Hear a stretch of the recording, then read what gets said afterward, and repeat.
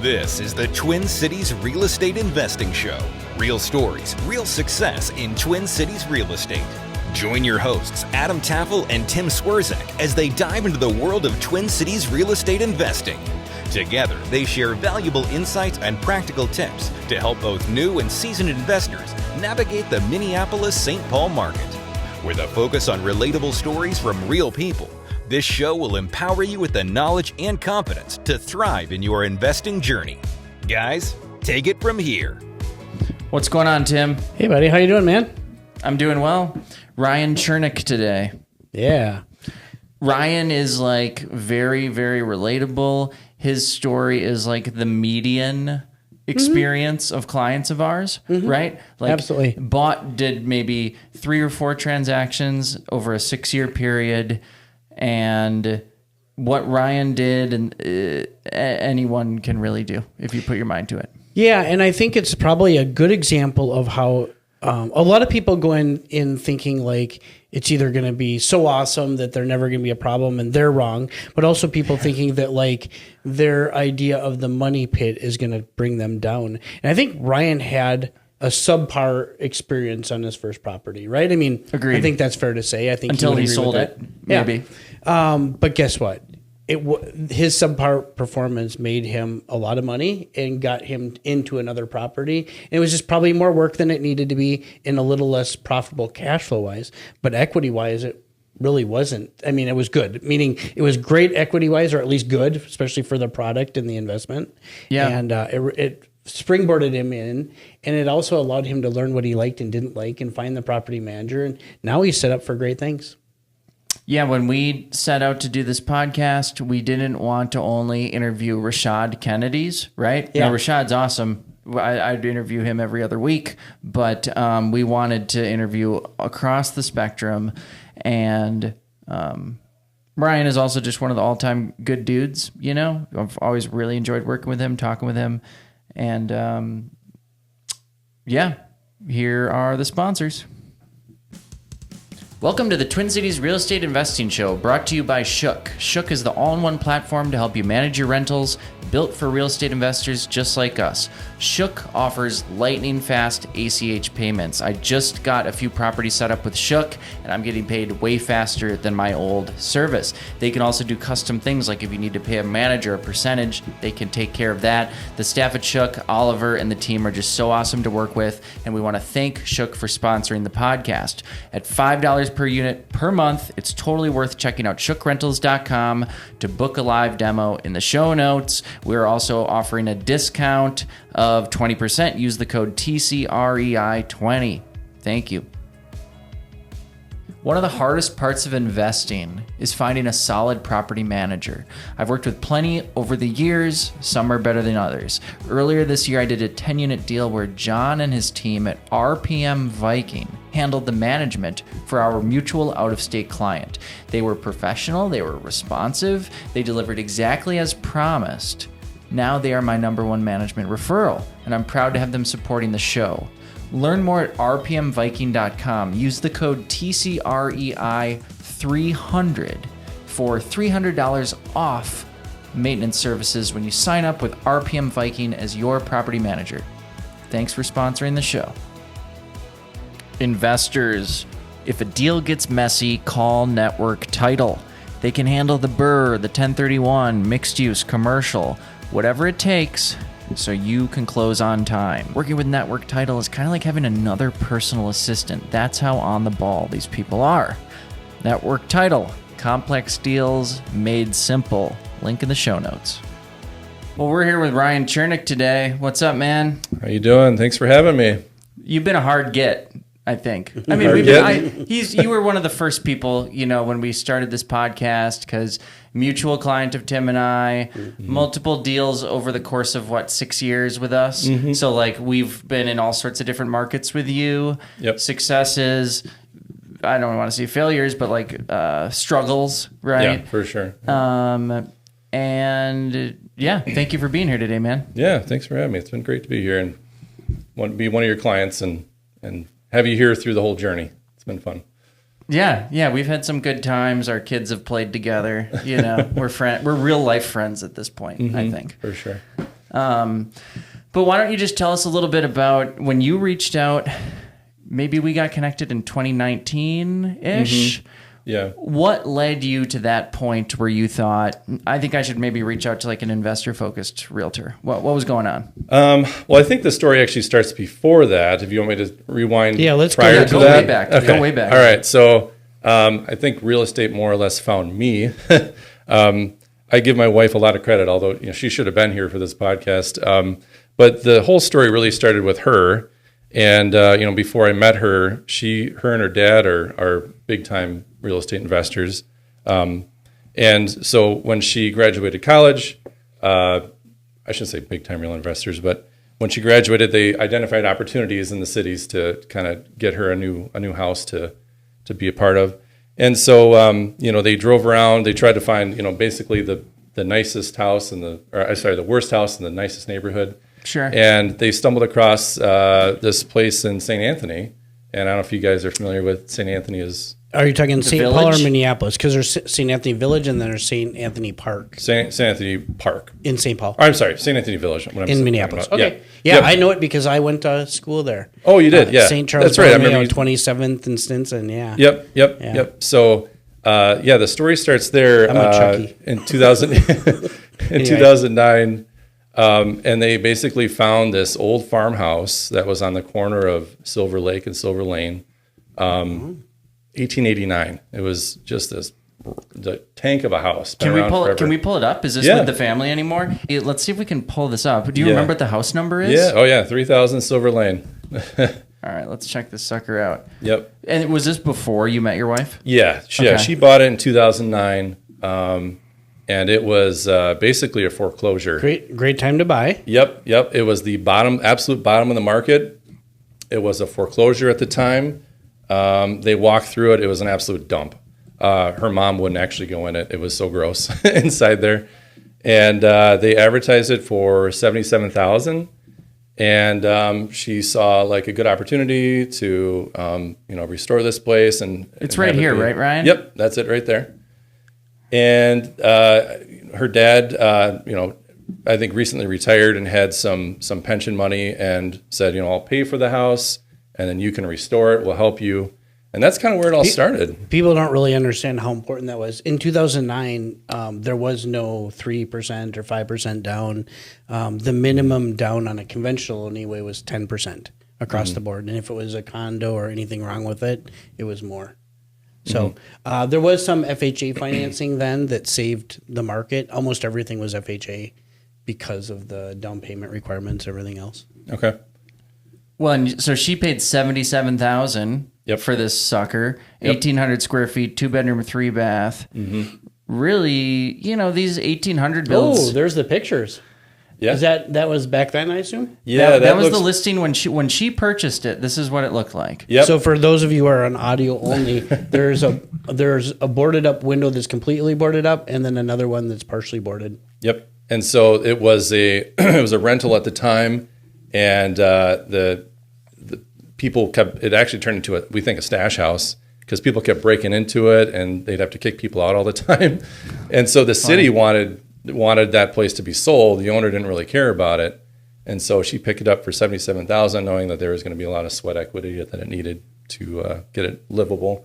So it was not livable for 4 months. They were in there doing drywall, scrubbing everything, baseboards. I think they did a full kitchen gutting, and just basic cleaning. The windows all had to be redone. So it was a big investment for her. And then does she remember how much she put into it dollar wise? She put about, I think on the notes I have, it was $30,000 she put into it. And that probably was a lot of free labor too, right? Yeah. Yep. A lot of it. She said every night she was there after work. She's a teacher, and she was there from 5 o'clock till 10 o'clock at night. And they did that for 4 months. And then after 4 months, she moved in. And And that's a lot. 30,000 is a ton because the material costs were a fraction of what they are now. Mm-hmm. And back then, if you did need to hire a contractor, it was almost free. Yep. The rates were insanely low because they had no work. Yeah, exactly. So it looks like you guys sold it in 2017, or am I getting ahead of myself? What was it like? What was it like after renting it? Yeah, so I got rid of my party phase. I was living downtown St. Paul. Got rid of my party phase. Yep, and I had an itch to scratch. So once I was kind of done there, I'm like, we'll move in. And there was a couple odds and ends that still need to be done at the house. When I moved in, the downstairs bathroom, we did a full gut of that. And that was kind of my entry into home improvement was doing that with her, and that was knocking out walls, that was running new plumbing, electrical, repairing the floor and things like that, doing tile work. So I cut my teeth a lot on that project, and then we did a lot of stuff on the outside. I ripped up the whole front yard. The front yard was awful, and so we resodded everything, did some curb appeal stuff. And so, we finished the bathroom, and it wasn't long after we had our twins in 2016. And then, I think fast forward a year and a half later, we decided, we're starting to outgrow this house, and we moved out, and we basically sold it for, what was the number, $235. $235. Here it is. Yep. And then now let's look, folks. Visual point here. Holy cow! Yeah, we did all the windows on That's that the back, sunroom there. obviously, right? What's that? No, that's the back. Yeah, It was the old farmhouse in the neighborhood. It was a hog farm. So the roads were built around it afterwards. So it actually faces the wrong street. Oh, yeah, got it. Okay. Yep. I was gonna say it just the pictures threw me off. Of what I was looking at. Mm-hmm. Yep. So she did all the cabinets in there. And, oops, sorry. Those are. I haven't seen these photos in a while. I mean, no wall in there was straight. It was definitely a challenge to do some of those improvements. That shelf I built there, and it staged really nice. Got some of my artwork on the wall. Sunroom in there. And obviously, for those of you who are kind of newbies, when you live in a house that long, because you lived in it at least 3 years. Yeah, we sold it. What was it? 2017. So she was in there for almost 10 years. So living in it for 3 years, then, or 3 of the last 5 years, allows you to sell it and keep the gains tax free. We don't talk about that much, so I thought it was worth mentioning. Yeah, I had that written down as far as because I sold another property. So, but that kind of started everything. We didn't have a mortgage on it, so a lot of that money we just pocketed. Nice. and then that went into the next house in New Brighton where we moved, and we were pregnant with our third, and then that just kind of set everything up for us nicely because we basically put down 50% on that house. At the time I was contract only. I was in the middle of in between jobs, and I threw down half at that newer property, and we were able to live pretty comfortably on a low mortgage. So very cool. Mm-hmm. And so they would live and flip essentially, even though it's rental / flip, and into just a live in, and then I feel like maybe we met you shortly after that then, because we weren't involved in either of those first 2 transactions. So Yep. So what happened next? Yeah, I think the big change that happened with me was right before we moved, I was laid off from my job, and that kind of really changed everything. And, it was a tough time where I felt like I wasn't providing for the family. You can't always depend on your W-2 job. It's not always going to be there. And so that started the gears turning of like, okay, maybe I need to do something else here. And then I started to get into some of the side gigs I did, and then eventually into real estate. So, but I started attending a lot of the stuff that Jordan was doing in Roseville for the Bigger Pockets, the meetups and things like that. Bigger Pockets was friend of the show, Jordan Moorhead. Mm-hmm. Mm-hmm. Yep. And then I don't know. I had a lot of friends that were doing real estate at the time, coworkers, engineers, other marketing people that I was interacting with. I'm like, okay, I think I could probably get into this. But I think some of the side gigs I did leading up to that kind of gave me confidence, and I just didn't think I was ready to. What were your side gigs? Yeah, Can you we got tell me? sure. Yeah. So my first one was doing photography, and that was just something that I kind of did as a hobby early on. And I was displaying at Art Crawl and Art Whirl, just doing different photography landscape from around the cities. Really cool stuff. Are you still posting on Instagram pretty regularly? I don't do as much stuff now, but I should. Now What's your Instagram handle? Oh, it's Focus Creative. Focus Creative. He's a good follow on Instagram. Really, really cool stuff. Go on. Thank you. And so that started off as just a hobby, and then I started doing stuff at, like I said, at the art fairs, and then I had my own Etsy page for a while, and then I started doing not weddings, but more just family photography, engagement photos, things like that. So more client-facing things where you can just kind of make some side money. Sure. We're all, even though it's real estate we talk about, we're all business-minded people. Out of those side gigs, how it sounds like it evolved. Did you start finding things that were simply more profitable, or how did your evolve happen when it comes to just business? Yeah, photography. I started getting people when you display at these art fairs. You get people that come by and they're like, "Hey, I like your stuff. Like, you want to display somewhere? Or there's like I'm part of this organization. Do you want to follow our website, look for different opportunities?" And then I think like the real good opportunities were displaying in coffee shops, where your stuff would sit up there for a good month. It's like just free advertising. And then somebody would call you and be like, "Hey, I saw that, that artwork up in Nina's coffee shop. Can I buy it from you?" And it was really good to get rid of stuff. And if you get rid of something, you just hit print and have another one ready for somebody else. Yeah. And then I was displaying at HCMC too. So all these doctors are walking down this hallway, seeing my stuff on the wall. And I think I sold one of mine there for like $600. Wow! And it was really cool. And you just meet a lot of really nice people. A lot of people were. I did a lot of like bike trail stuff, and people were like, "Oh yeah, I remember passing this," because we're such a biker community.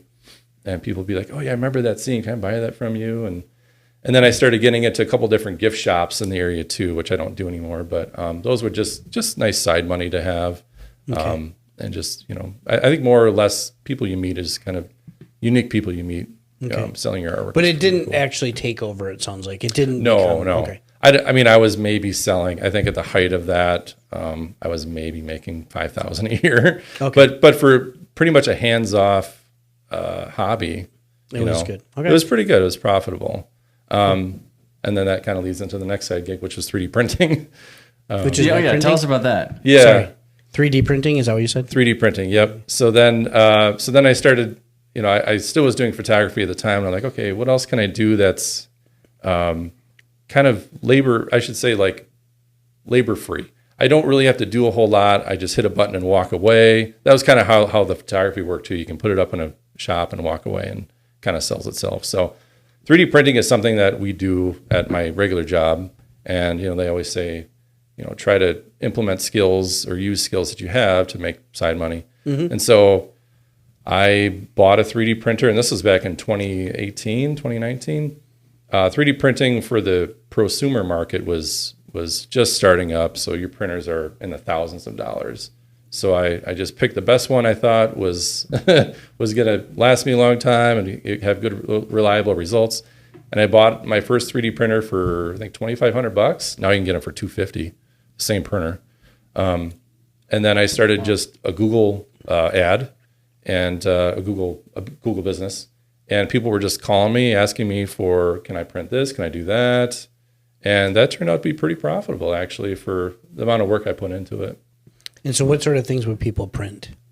A lot of people were printing, a lot of game pieces, like for Dungeons and Dragons. I had guys that were printing fishing gear. The 1,000-pound gorillas that I like to have were people that were like, "Hey, can you model this for me? I need 1,000 of them." And so I'd have to do CAD modeling, create like a digital model. And it was like, "Oh yeah, you can." I still print for a guy 6-7 years later. He wants just the same thing printed over and over and over again. And I modeled it like years ago. So what is that thing? I'm so curious. Oh yeah, I do work for a guy. He does like science kits for summer camps.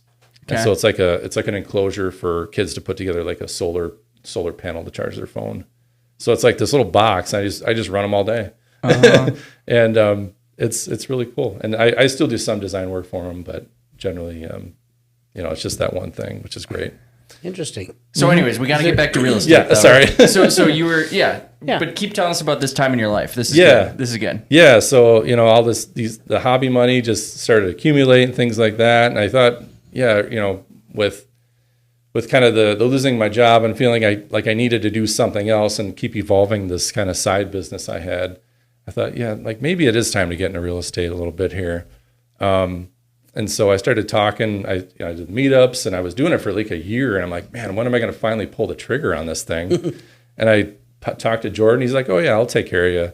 And I thought, and I thought he was going to meet me out at some properties, and that's when I ended up meeting you, Adam.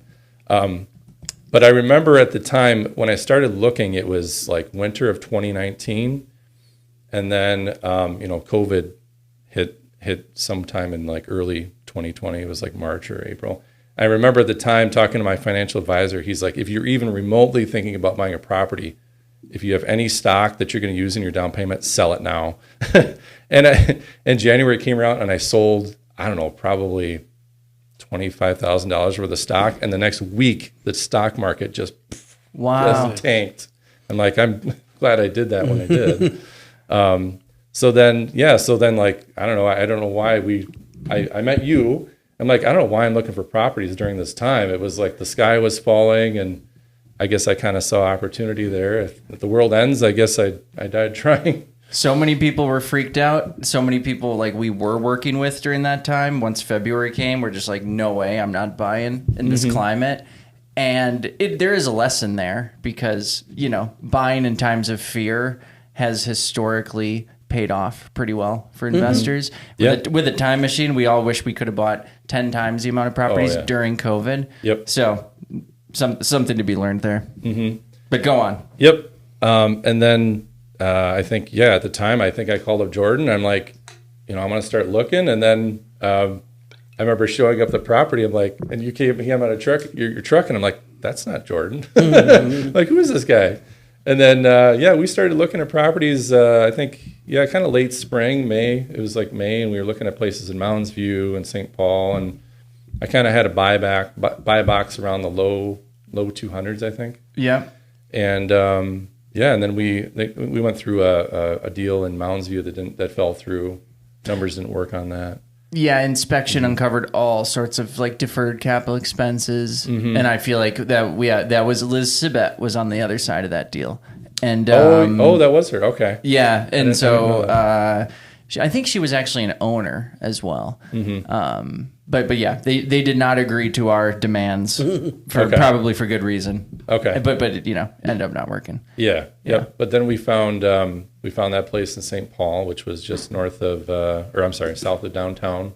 What's the house number on that one? The address on that one because people like to know. Yeah. It was 857 Oakdale. 857. That's what I'm looking for.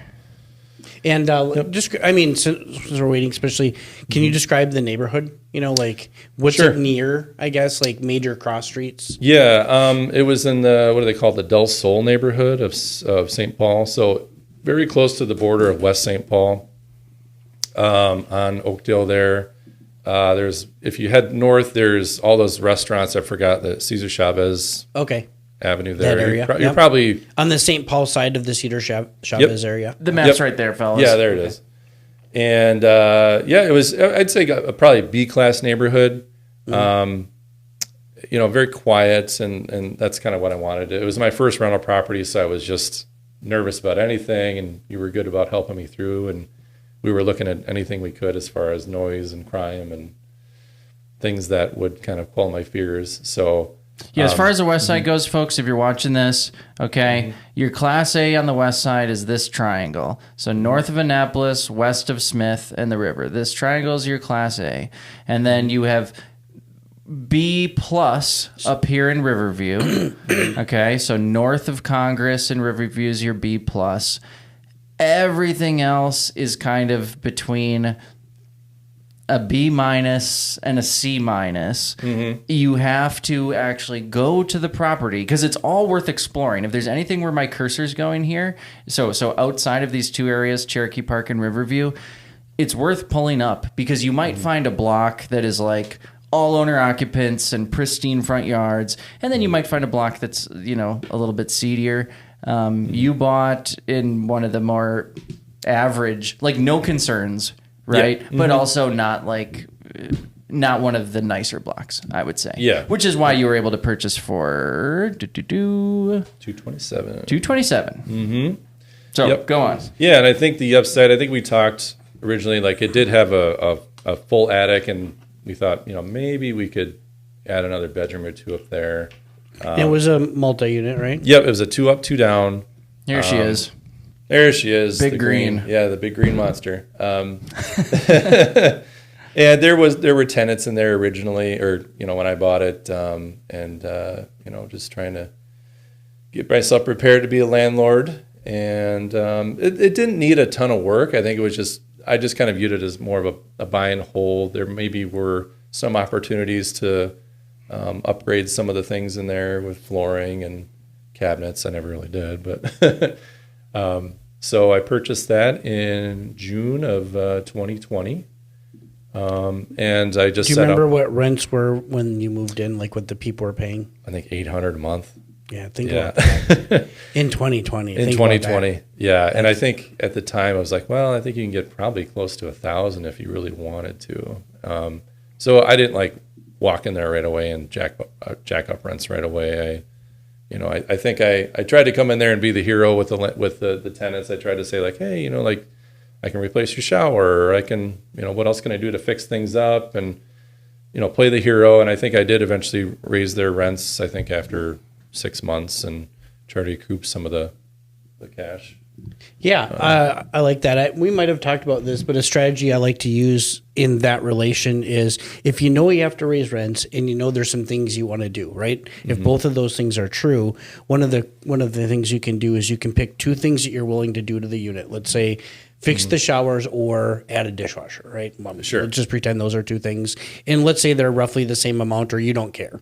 You're going to do both at some point. And then you offer them and you say, hey, Ryan, unfortunately with the way expenses are nowadays, we're going to have to raise rent. Mm-hmm. But I want to give you some value. So I'm going to have to raise a rent, whatever, $200 a month, but I'm willing to either do a dishwasher or replace the shower. Which would you prefer? And you give them a choice, but the choice are 2 things that you're okay with, right? Yeah. You don't say, hey, Ryan, after raise a rent $200 a month, what would you like? That is a bad plan, by the way, right? So it's a good way to do what you did, and it's work you were going to do anyway. Mm-hmm. And guess what? When they choose it, putting in a dishwasher means that they're going to have some cabinet problems for a few days or a week, right? They're going to probably be missing a countertop at some point, and there's going to be some interruption in their life, but they chose that interruption and they got something for it, so they're much more okay with it. Mm-hmm. Yep, very good. Good tip. Yep. Keep going? Keep going, dude. Okay. Yeah. And so, it was pretty smooth sailing for, I don't know, at least a year. I was doing a lot of work over there myself, just trying to, I don't know why I did it, but I think I just kind of wanted that exposure to know what landlording was like. I read all the books from Bigger Pockets, and, nothing really prepares you for it. And I was calling people when I had problems. I think I called Jordan a few times. I might have called you about some issues. Do you remember the first time? Oh God, we went to tour this property. I'll never forget this story. We were walking around it, and there were tenants in there at the time. The downstairs was this girl. Was this before you bought Oakdale? Before I bought it. So during the search? Yeah, we were over there probably 2 times beforehand. Okay. And we were out in the backyard, kicking the fence and just looking around, and all of a sudden we heard this yelling inside and this pounding, and the whole wall, exterior wall was moving like somebody, and I was actually genuinely pretty concerned. We thought about calling the cops. Yeah, we did. We did a wellness check, I think, or at least we called the existing landlord. But they had some big argument, and the guy was pounding on the wall inside. I'm like, oh God, what am I getting myself into here? Right. But that would have turned me off big time because you have to deal with some violent person. I'm not saying I wouldn't do it, but that would have given me pause for sure. Yeah, I remember you're looking at me being like, you sure you want to get into this? Like, well, I'm already this far in. So it ended up being fine. She was a great tenant. They were both great tenants. I did have issues. Was he on the lease, the guy who was pounding the wall? No. I think eventually they broke up and he moved on. But did they have a scary dog?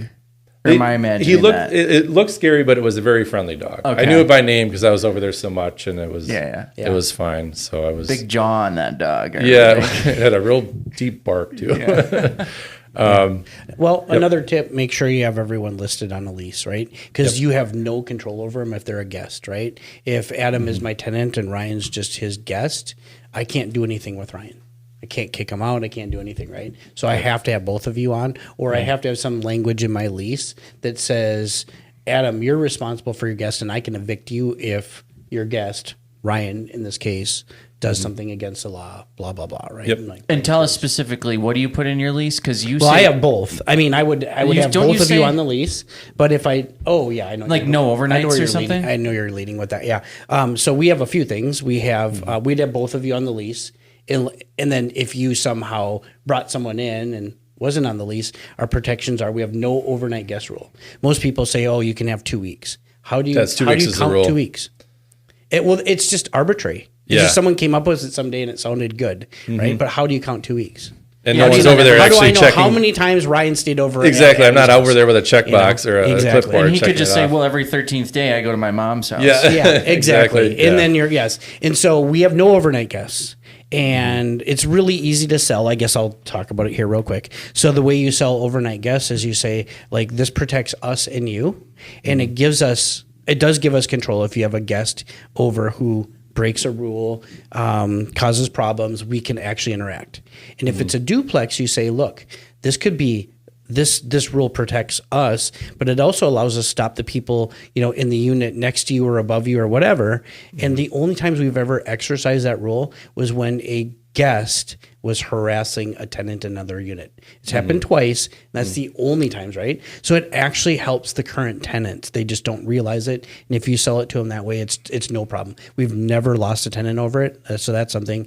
And then the last thing is we have something in our lease that says any guest, because even a day guest can cause a problem, not just an overnight one. So any guest who through their actions or inaction causes a problem or a break in the lease, the tenant's responsible. And inaction can be just like not moving your car. I mean, there's just like things, right? Like not putting the garbage out is a problem. And so inaction can be a problem too on occasion. So we just kind of have this catch-all in there for that. So you cover day guests, you cover overnight guests, and you try to have everyone on your lease. Interesting. We'll have to look at the clause that's on our current ones. I think I sent you mine before. I'm positive I have. I'll send it again if you want. My management company takes care of that now, but that's pretty elaborate actually. But it makes sense. If anyone listening wants to see like an example of one of your leases, will you send it to them? Yeah. Just find me through our Twin Cities Real Estate Investing.com website. There's a contact me and send me a message. I'll gladly send it. Cool. Because it's very Minnesota and Twin Cities specific. Yeah, and I mean, just because like some of our meetup guests contacted me last month, and I sent them for that exact reason. And again, I know I sent it to Ryan. I probably sent it out 50 to 100 times by now. Yeah, I think maybe I did use your lease, and I was looking at Bigger Pockets, and then I had a friend, a coworker, who I was borrowing their language too. So I think my first lease I actually put together myself, but now I don't handle that so much. But yeah. So where are we at in the story? So you closed on this. You're kind of learning how to be a St. Paul landlord. Yeah. So that property was, I kind of put me through the ringer. It wasn't to nobody's fault, but I just had a lot of tenant turnover there. A lot of things that broke, and I think I was cash flowing towards the end of it, but it was a hard fought cash flow. I'll say that much. So I think I earned my stripes from that place. So you owned it from when to when? What were the time frames? The month, Yeah, it was June of 2020 through just this past May. So almost 6 May years to the date. Okay. Just past 6 years. Or, I'm sorry, 5 years. Yeah. Okay. And so that kind of leads into the next story on the. Maybe we'll get to the 1031 eventually, but definitely want to talk about that because I think people are curious about it. But let's wrap this one first. Yep. Talk to us about tenant. It's always good for people to hear. What sort of tenant issues did you have? I mean, let's get into some detail on that. I think we did have a bad set of tenants. I got kind of desperate because I had tenants that were moving out. The lesson learned that try to set your leases so that they run out sometime in the spring, not in the middle of winter. I had tenants move out in February one time. Oh, I don't know why I did that or what the terms were. I think it was they wanted month to month. I'm like, okay, fine, I'll give you month to month. And then they moved out in February. They moved to Texas, and so the property sat for I think 3 months. And then I got real desperate, and I got this couple that moved in, and I didn't run my proper checks on them, and that kind of came back to bite me. They were the one, they got into a fight a lot. The one moved out, and then the one that was remaining, she stopped paying. And that became kind of an issue for me, and I never had to deal with that before. So a couple questions on this. Number one, thanks for saying that you did it. I just, people have to hear that they set up their lease wrong. So, it's good that you mentioned that. Just like in going through it, once they went to the month to month, did you think what would you have done differently next time, or? Yeah, I think all my leases now, I definitely, like the most recent lease, I made it a 15-month because it runs out in May. And lesson learned. You just do not want anybody to move out in the Twin Cities or anywhere in the upper Midwest in the middle of winter, because just nobody likes to move. Nobody wants to go out looking for properties at that time. So I think the terms were, I think I might have had them for like 6 months, and then it was a month to month after that, and they just decided to leave. Yeah. And so ideally what you would do in that situation, you're right, is you would have said, well, we'll do month to month, but there's no winter move outs. Yep. And so we're going to do a fixed term until, let's say, May, and then it can be month to month after that, right? Yep. And that's what I do now. We do something similar. There is no rule that says you have to do a year lease, unless, of course, the exception being Section 8. They actually, they almost require 1 year. There is actually a provision that is little used where you can do an oddball term, but you have to be able to justify it, right? Yep. But otherwise, we do anywhere from, we like people from June to September. That's our ideal, lease start dates is June to September. Yep. We'll do May if we have to, but that's our preferred. So we try to, push everyone to that time frame. Yep. And again, another easy sell, because you just say, "Hey, Ryan, most landlords are booked. Don't let people move in the winter, and even the early spring they don't. So typically, you're going to have the most amount of units available to you from June through September. We're also going to have the most amount of tenants. So it's good for you, and it's good for us if we have a lease date that would end." And a new lease would start June to September. You'll have the most choice, and so will we. What do you say? Yep. And frankly, if they don't say yes, I probably would turn them down. Unless they say May. I would never go to October ever, right? But I would go to May. I wouldn't go to April unless I charged them a premium. Yeah, I think a lot of less learned on my most recent property too, because that ended up renting in like mid-September. And we just saw applications just drop off after that, because I think a lot of people just ended up they found their place, they're going to school, they started another job. I'd rather shoot it early than late. Like, I'd rather allow even like a end of March move out for an April 1st than allow an August, because if you have to do any work to the unit, as those months go by, at least if you're allowing them to move out in there earlier than what would normally be comfortable, spring market's right around the corner. Yeah. If you let them go late, in fact, in some markets, you even see from July to August. Like, certainly in the real estate market, there's a big change for sales from July to August. In some rental markets, even August goes way down. Yep. There's something to that. I mean, if you have to do work, you have to account for that, right? These are, but if the unit is more or less turnkey with a little bit of paint and maybe some carpet cleaning, you can usually do same-day turn. We do almost all same-day turns, right? So Well, just about every tenant is eventually going to ask you to go month to month, or 50% of them. And you want to be cool and you want to be nice, but I mean, this is a great story about the inopportune time, how detrimental it can be to your wealth, honestly. Yeah. And there just is zero incentive for you as a landlord to let someone go month to month. There isn't one. So I'm pretty strict when it comes to don't allow it. Yeah. I wouldn't either. I mean, unless they pay you the exact amount you would likely lose, right? I mean, you can let them buy you out, but don't just do it. I think at the time I was saying, if you go month to month, I'm gonna raise your rent. I have to, because it's a risk on my part to do that. And it was. I had to eat that mortgage for 3 months until it got rented out again. Right, and you would have to raise their rent in order to, if 3 months of vacancy is the risk we're trying to subsidize, how much are we raising someone's rent? By like 30%? It would be a lot. And you also have to account for how much lead time a new tenant needs to be able to move in. a responsible one, right? Yep. And that is more than 30 days, right? So, for example, Right. all your responsible tenants are usually shopping for a place about 2 months out, not 30 days out. When you get inside of 30 days, it's only irresponsible tenants or no one. That's a good And point, so that means if you have a 30-day notice on a month-to-month lease, you are bound to have either really bad tenant quality or at least 1 month of vacancy. So I recommend having a 45-day or longer period if you're on month-to-month. On a month-to-month, I'd actually do longer.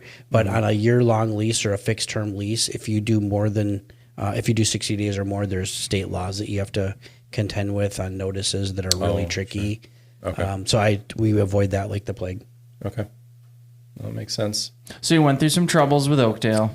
Yep. Went through You some learned troubles some there. lessons. Yeah. And just, I realized at that point, I'm like, man, I've got young kids at home. I can't be down here. And that's a haul for me to get down there from New Brighton.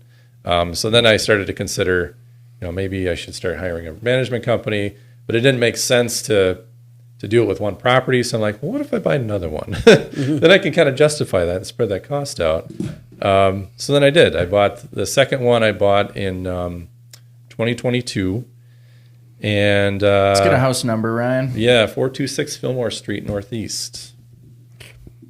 And I'm trying to remember how that really came about. I think, again, we just started accumulating some money, and I just felt like it was better to stick into real estate. I still felt pretty confident about Oakdale. I was cash flowing Oakdale, not a ton of it, but the other thing I didn't like about Oakdale either was I had to pay the utility bill on that because it was not separately metered, and that just killed my cash flow. I mean, I try to compensate with it in the rents, but still, like, you had common areas. There was only one washer and dryer, one hot water heater. They weren't hooked up to the right units, and it just was a mess. And that's what kind of killed some of the cash flow, which I didn't really like that. That is a tough one. We've had some, where we have to pay a majority or a lot of the, and the hard part is it's very difficult in the modern sense to communicate that to tenants in an ad because they see price and they see pictures, and there's really not a lot of nuance. They don't read the ad. So, you can't, like, it used to be like everything was on Craigslist, and there was like, you got a title where you could say free utilities or whatever, right? Yeah, and I try to do free that. heat or something like that.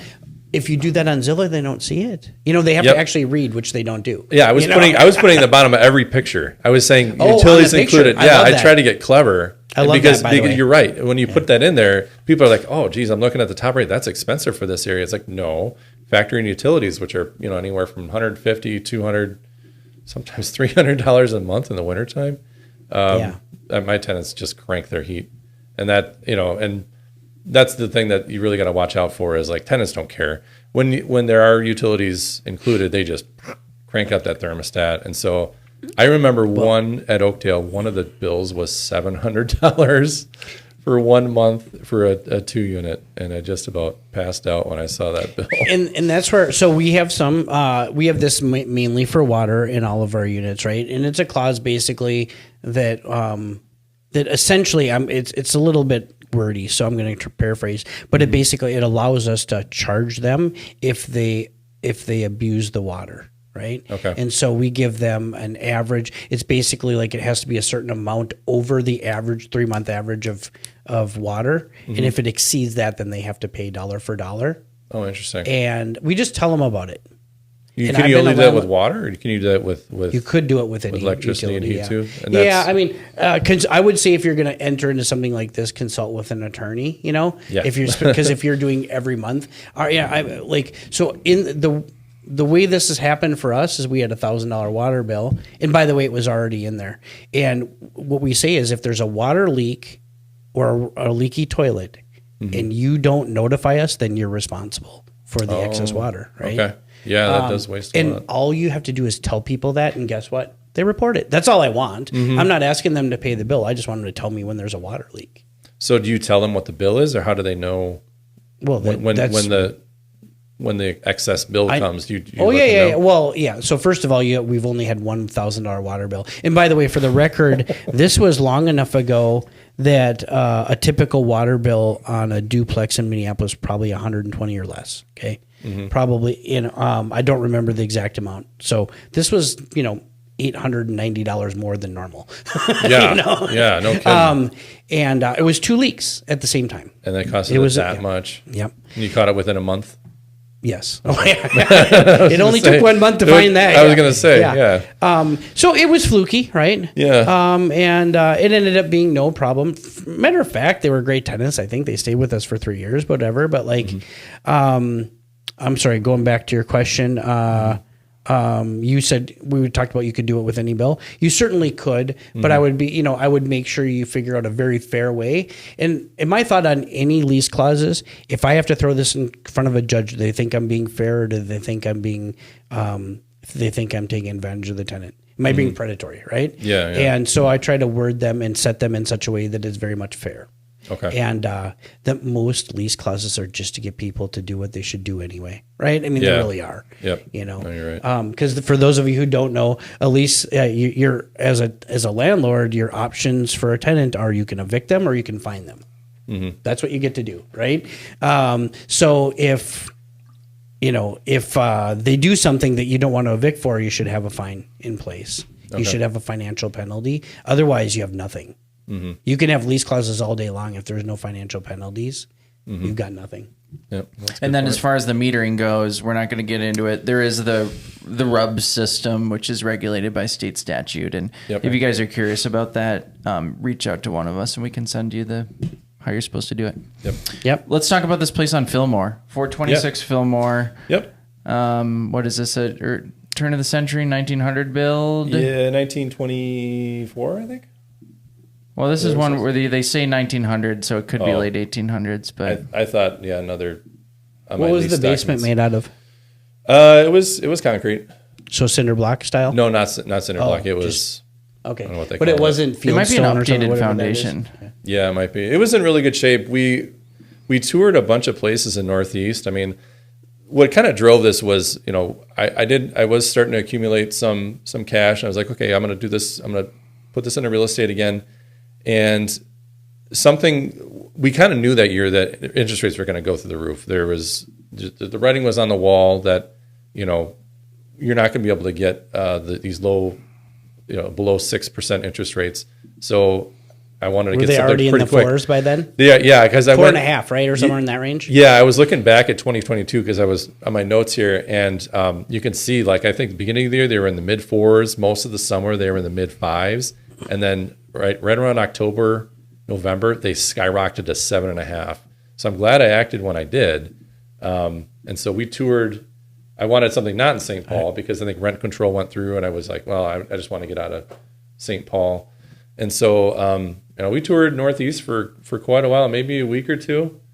I don't know, we saw probably a dozen properties, and none of them I was that crazy about. They kind of had weird layouts to them, things I didn't think I could fix. Can you do the opposite? Can you get closer? I'm kind of curious of what's around it. Beltrami, which is just due north of Marcy Homes. This neighborhood's gone nuts over the past 5 years. Yeah. Like appreciation in Beltrami, and I wish I could filter for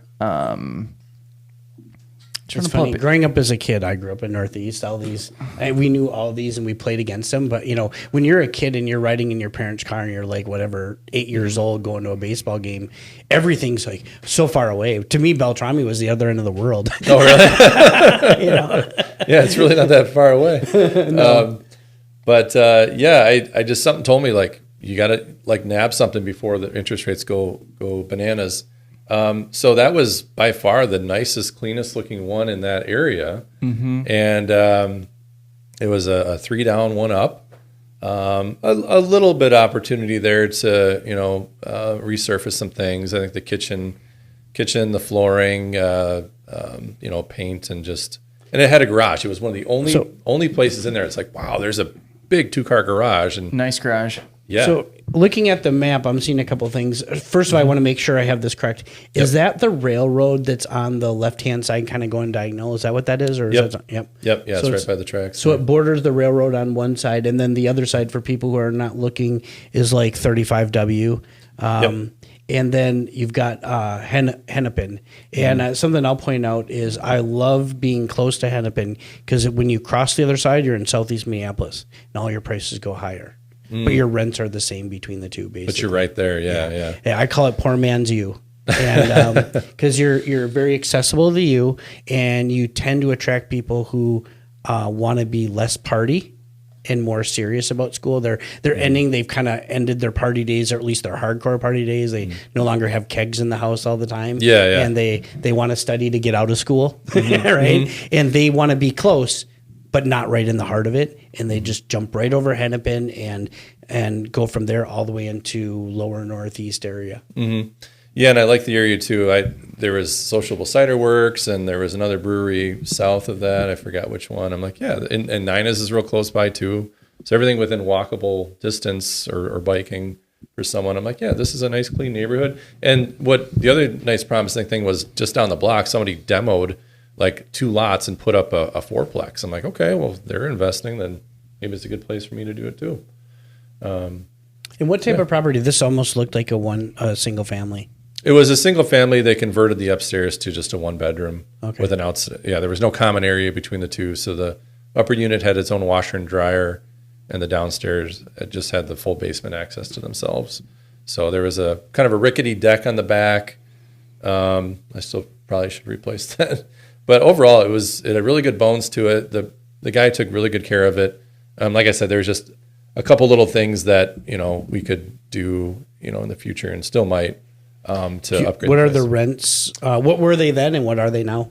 The rents were, I think they were around $1,300 on the bottom. The upstairs was like maybe $900 at the time. This is 2022. So yeah, we kept the tenants. That one we had some issues too with tenant retention for some reason. At the time, I had another managed. I did finally contract a management company. Didn't do a great job. This property kind of took the brunt of some mismanagement on their part, and I actually ended up firing them and went with a new property management company. So yeah, I got my wish about getting 2 properties, and I could have a company just take care of it all myself, which was nice. But at the same time, they weren't really doing things the way I wanted to. So you do have to manage the managers, as you guys probably know. Was there anything that you could have? That was a learning experience. That company was my first, I guess I would refer them some clients, because I think I connected you with those guys, right? Yep. So I'm sorry about that. No, that's all right. I don't. Anyways, live and learn, right? Yeah. Is there anything, like, looking back, that you could have done or said or asked them? Would you have pulled the plug earlier on them? When it comes to dealing with a bad manager, because a lot of people listening to this might have to do that. Yeah. Like, are there any lessons there? Yeah, I think you're right. I should have pulled the plug a lot earlier. I could just tell that there was just a lot of excuses, a lot of just deferred communication with the tenants, where the tenants were contacting me, and just very slow attention to detail on things. I'm kind of a stickler. Like we've all been renters at one time, and you just kind of put yourself in the tenant's perspective. It's taking a month to fix something. You kind of get a little bit ornery about it. So they were calling me, and then I would yell at the management company, and it just wasn't a good fit. I feel like I remember being on the phone with you, hearing stories, being like, you need to fire these people. Yeah. And then it's a compliment. You're really nice, and you're I'm too nice. understanding, you're forgiving. And so I think a lot of us get just kind of more battle-hardened, and we become less nice over time as landlords, and that's hopefully happened to you. Yeah, exactly. Yeah, and so the least expensive isn't always the best, as we all know. Mm-hmm. So then I was kind of having tenant problems at the time, and then at the same time, the Oakdale property, I had a tenant that was not paying, and that's more what kind of spurred me firing the management company. Is they just were not putting the pressure on this tenant to get out of there. I told them, like, flat out, like, you have to evict them. I don't care what it is. And they're like, no, we'll keep trying. And then a month went by, and 2 months. Like, you're not listening to me. You got to, I'm losing money. I mean, I didn't say keep trying. I said evict. They wouldn't do it. It is your choice on that one. Like, they don't get, they should be executing your orders, or they should be stepping away. And not giving legal advice, obviously. Yeah. So eventually I just gave him the one long email. I said, this just isn't working. I got to cut you loose. And then I found my current management company, which actually I absolutely love. They're very reasonable. Oh, that's awesome. So they were able to come in and basically get the tenant out of Oakdale, just negotiating over the phone. They just had this knack for dealing with people.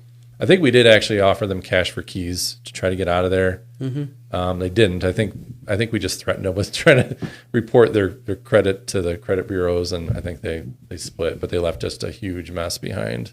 So I went through that whole ordeal. So just want to plug real quick.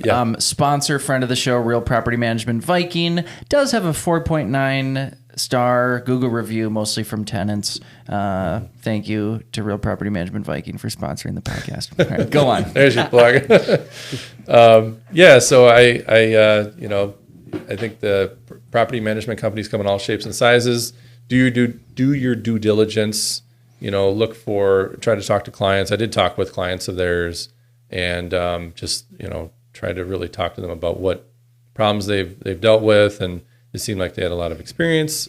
And so they did. They came in, they got rid of the Oakdale tenant, they straightened things out over at Fillmore, and we're off and running. So very cool. And I think I need to respect that that's what you want, but at the same time, I need to say 1 to 2 units is super easy to manage. It is. And so if you are ever in fear or whatever of doing it, Adam and I can assist just about anyone. We're not going to do the work, but we'll coach you on how to manage it. I mean, I would get a system like Shuck, because that, number one, takes away most of the questions. Like, you're going to use their accounting, you're going to use their systems and their management and their lease stuff and all this, right? So it makes that real easy. And it's really just the time is finding the tenant 9 times out of 10. I mean, there's very few, even when there's a problem, right? Let's say you have a repair, most of that is just calling Adam or I and saying, who would you use for this? Right. And then texting that person or calling that person. Yeah. It's super easy, right? Yep. And so the time comes in finding new tenants. Vacancy. Yep. Yeah, and so big then time. you just have to look at it and say, okay, if I have to pay 1 month's rent plus, let's say, 10% of the rent for the year, and that adds up to, I don't know, $4,000, am I cool with, is it worth it for me then to try to find a tenant, probably find them quicker, and save $4,000? Yep. If you're doing lots of properties or it just doesn't work for your life, young kids, whatever. I mean, frankly, the main reason we probably sold off in 2019, there was 2 reasons, but one big reason was just our kids were at such an age that they were so demanding of our time that we had a hard time managing ourselves. Yep. And we weren't willing to pass that management along.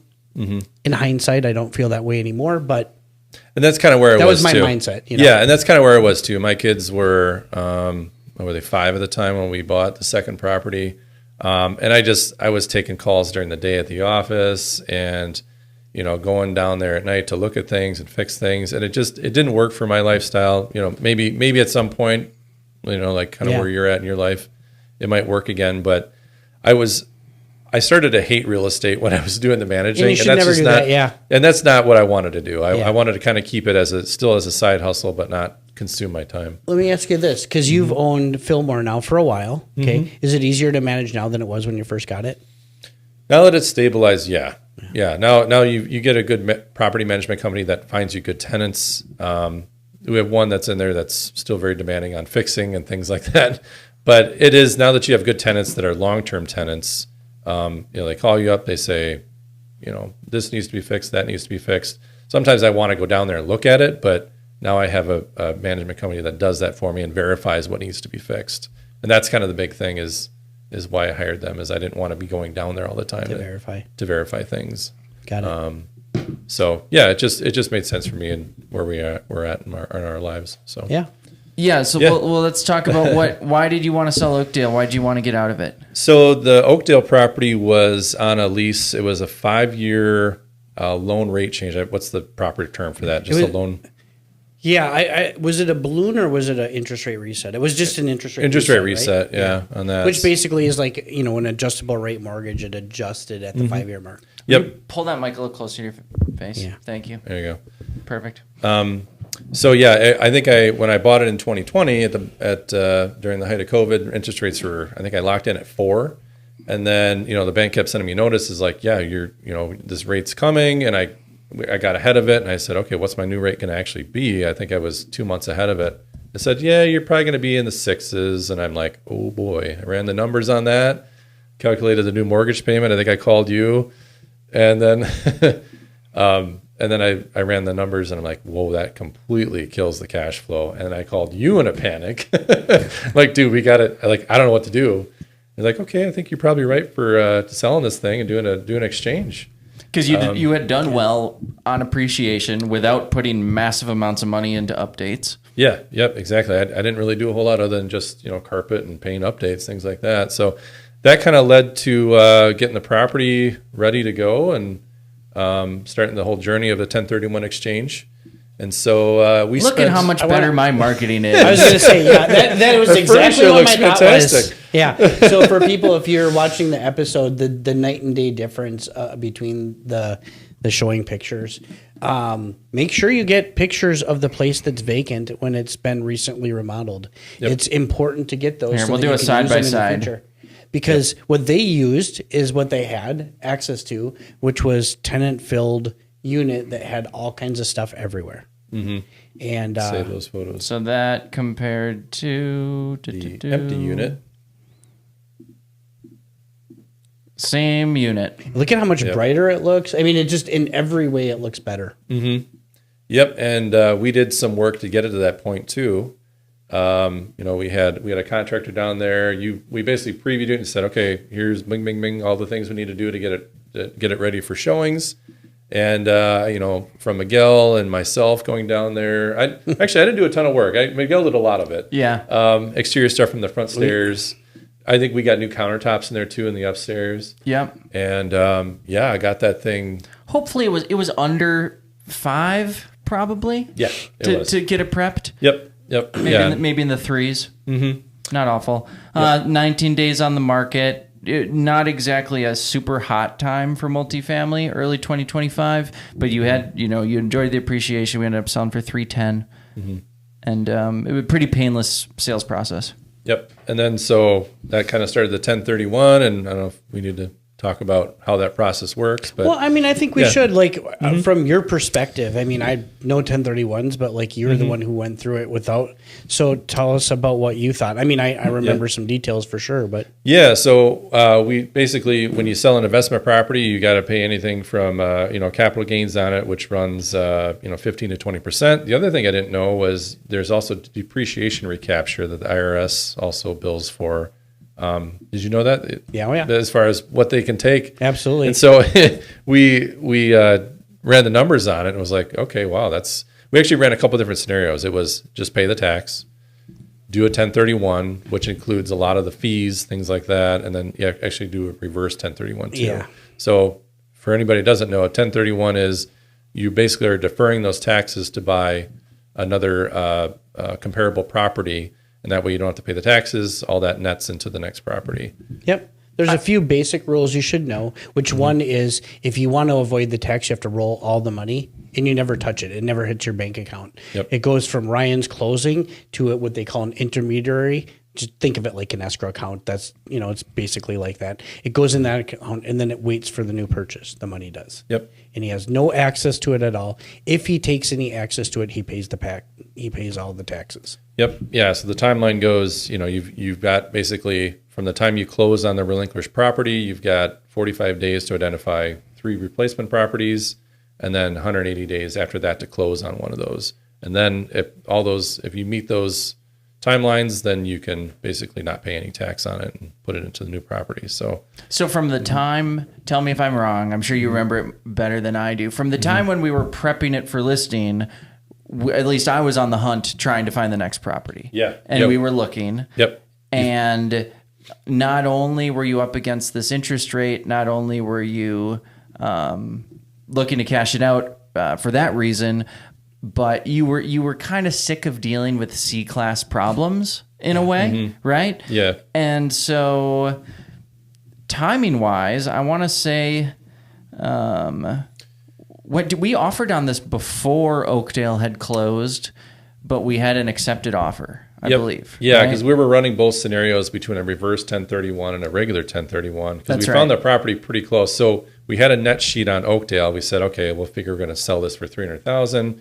We did a quick net sheet on it, and then you found the St. Clair property for like almost down to the tenth, or I should say, $10 of a dollar to what my net was to go into the next down payment, which was really nice. Sweet. It was that like was an accident, by the way. I mean, it was like the calculation almost came out like perfectly. Nice, which is really nice. So we found the St. Clair property, A-class neighborhood, great street.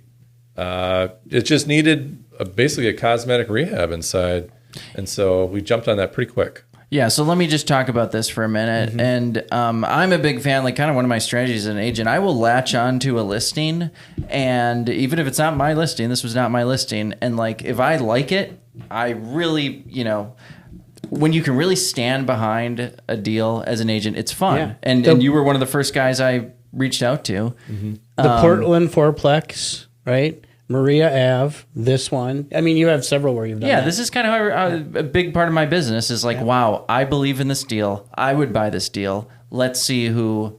I'm doing the work of listing agents out there. Yep.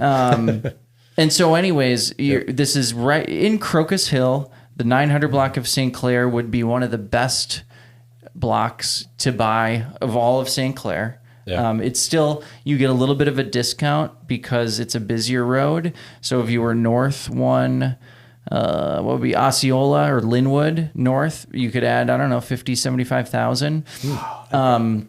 But I really liked the purchase price. I liked that we could find comps in the 5s, 6s, 7s, 8s. There's duplexes over there that go up to 850. Not saying that this is one of those anytime soon. Yep. And then the other thing that I like about it is that it has the potential for something for, third bedroom den, whatever you want to call it.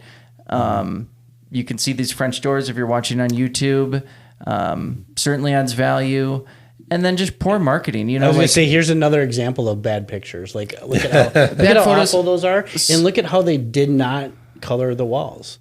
Like, white on white on white is an awful color combination for pictures in real estate. It was super drab. It was super drab place. Well, these people put new carpet down to sell the place. Was it new? I almost guarantee you no tenant had ever lived in that carpet. And then you guys ripped it right up, didn't you? Well, we walked in there and you grabbed a corner of a carpet, ripped it up, and beautiful floor underneath. I mean, it was like, whoa, that could really transform this place. Well, look at how bad the cabinets look there. All you have to do is change the color on the wall, and the cabinets stand out more. But they're just washed out. They look like they kind of don't exist. It needs a color change. Mm-hmm. The yellow actually isn't too bad. Yep, and we basically toured that. We had a contractor come through with us, and we just started making checklists. Like, this is what it needs to be rent ready, and we can get a higher rent on this. So it was remove carpet, new floors, light fixtures. The kitchen, it's an up down carbon copy of itself as far as the unit goes. The one sunroom was basically we could convert into a bedroom because it met St. Paul bedroom standards. And then the kitchen was a little bit small, but we tried to dress it up as best we could with new tile, hood unit, just fresh coat of paint, stainless steel appliances. And that made a big difference. So how much do you think you spent on the place? Probably just because I have my taxes today. I think we're just over $30,000. We stuck into it. Okay. And so it took a little bit to rent out, but we did eventually get there because Did you paint it? What's that? Did you paint it, I hope? Yeah, we painted it. Yeah. Yeah, my wife did all the painting. I don't do the painting. I'm looking for current photos right now, and I'm kind of striking out because luckily... Do you have rental photos? I do, yeah. Where do you advertise on? What the heck? I thought they were on Zillow. Yeah, but once you have it rented, Zillow pulls it pulls a lot of the time. It was on wait, Zillow here, number 2. Here, this will have it. Yeah. Hey! There we go. So, awesome exteriors, a little bit of AI with the green grass, right? Yep. Look at that. Oh my gosh. Yeah, look at how much different that looks. That flooring turned out fantastic. Two-tone walls in the wood. I mean, it looks like a completely different place. Yep. Imagine how much more you would have paid if they would have sold it to you like this. Like that. Oh, for sure. I know. That's why we identified it. Like, man. And then we got like the Look black at this and white. kitchen. It's cool. Yep. Right? They did a good job, man.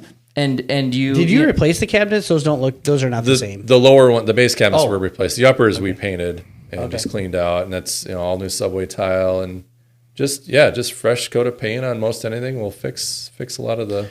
I have a feeling that if you listed this in a healthy spring market of 2026, which you're not going to do, and you listed it for $575, I think there's a good shot that it sells at that. Okay. Price And what do point. you have into it? Purchase plus the 30. 510?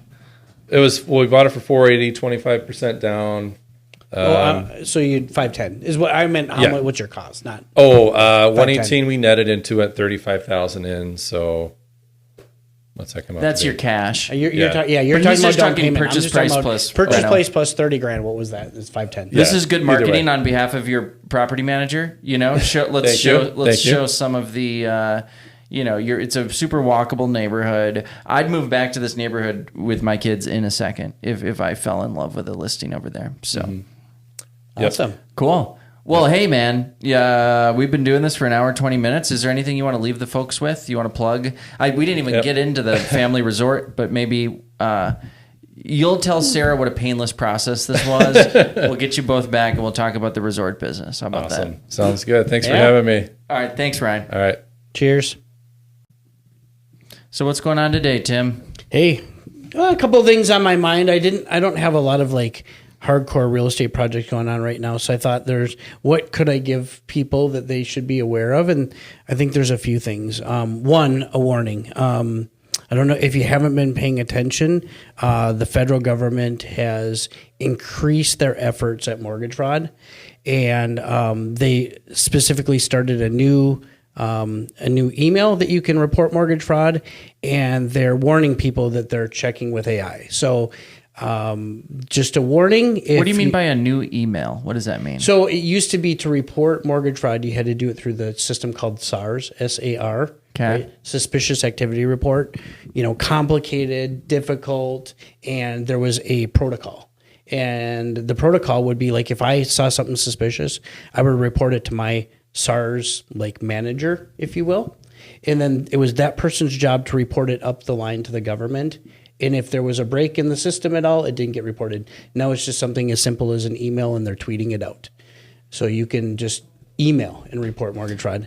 The reason why I'm bringing it up is a lot of people got away with things that were not accurate and were not appropriate. And there was really no mechanism and people weren't looking. And I'm here to tell you they're looking now. So be careful, do things the right way. I don't want to beat a dead horse, but they have AI.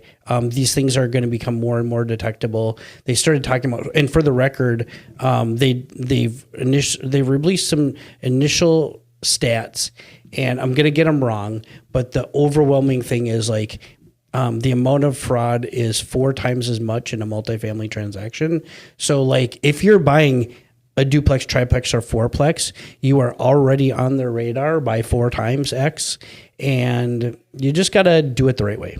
Now, on that. other than occupancy fraud, which is the obvious That's the one, number, yeah. and I would assume with AI, here's the thing: if you buy a place on an owner-occupant loan, and then within a certain amount of months, both of these listings are being marketed online, it wouldn't take a genius to write a program who could figure that out. Yeah. So, what are how else could I be committing mortgage fraud, Tim? Well, that's the number one, by far the number one a consumer does is that. I guess after that, there's stats. There's things around, typically things around income might also be on there, but it's really hard to get through. I don't personally believe there's a lot of that going on, but just lying about income. So over-reporting your income. Yeah. But But your lender should be super difficult to do. Yeah, your lender is going to require all documentation, right? Exactly. You have to have multiple parties involved to do something like that and pull it off through a conventional type loan. There are all the other loans now. We've talked about them where you can do bank statements, stuff like that. That would be easier to do it on. Mm-hmm. I think the main thing that our people have to be careful on is just doing the whole, owner-occupied thing properly and or not owner-occupied, whatever it might be. That's the biggest thing for them. It's really hard for me. I don't see much outside of that. Right. Thing. Okay. So don't commit occupancy fraud. I suppose like there's a little bit along the lines of like where they're getting their down payment from, all of that, like it's pretty simple just to get the down payment early enough and it's no longer a problem, right? You just can't try to do it last minute and then try to hide it. Just plan ahead, right? It's that simple. It's not hard to do it right. Well, I have an update. I got named as a party, a defendant in a housing court case.